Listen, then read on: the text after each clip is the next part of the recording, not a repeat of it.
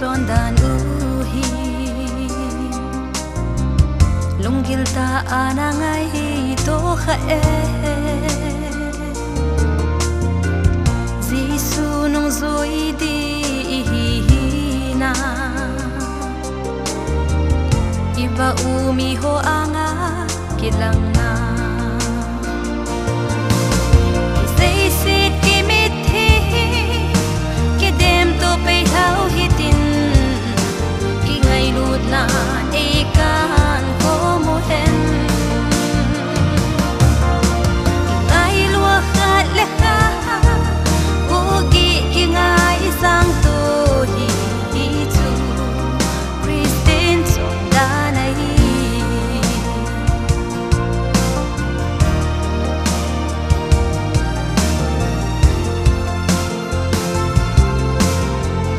Tu lai I ho sung chon dan hi Bible joy howin kai itam na Krista kisan lo hi khale At say na chuti na hi thâu thâu ding Say sit kimit thi Kidem to pay how he din Ngay lụt na e kan ko mo den Ngay lua khat le ha Ugi ki ngay sang to hi chu Christine chong da na hi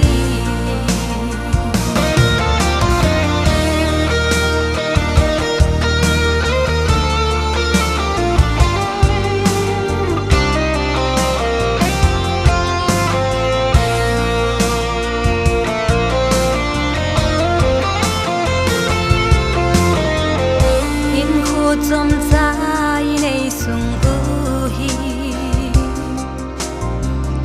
Ipagkaya din mang sao hite Krista kisan lo hi khale